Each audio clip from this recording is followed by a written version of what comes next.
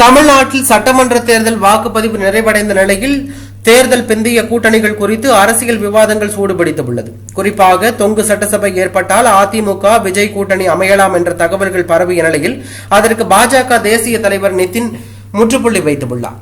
News 18க்கு அளித்த பேட்டியில் அவர் விஜயுடன் கூட்டணி அமைக்கும் தேவையே இருக்காது, நாங்கள் ஏற்கனவே வலுவான கூட்டணியில் இருக்கிறோம், தமிழகத்தில் தேசிய ஜனநாயக கூட்டணி தனியாகவே பெரும்பான்மை பெற்று ஆட்சி அமைக்கும் என்று உறுதியாக தெரிவித்துள்ளார். மேலும் விஜயின் அரசியல் வருகை குறித்து கருத்து தெரிவித்த அவர் சினிமா கவர்ச்சி மட்டும் கொண்டு அரசியலில் நீண்ட காலம் நிலைத்து நிற்க முடியாது, ஆரம்பத்தில் ஒரு கவனம் கிடைக்கலாம், ஆனால் அடிமட்டத்தில் மக்கள் ஆதரவை உருவாக்குவதுதான் முக்கியம். விஜய்க்கு இது தொடக்கம் மட்டுமே, அது பெரிய மாற்றமாக மாறுமா என்பதை காலமே தீர்மானிக்கும் என்றார்.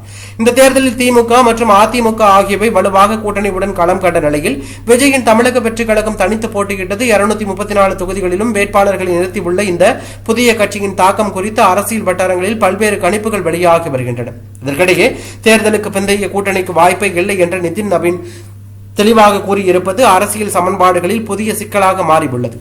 தமிழகத்தில் 85% வரை வாக்குப்பதிவான நிலையில் இதில் அதிக வாக்குப்பதிவு யாருக்கு சாதகமாக அமையும் என்பது குறித்து எதிர்பார்ப்பு அதிகரித்துள்ளது.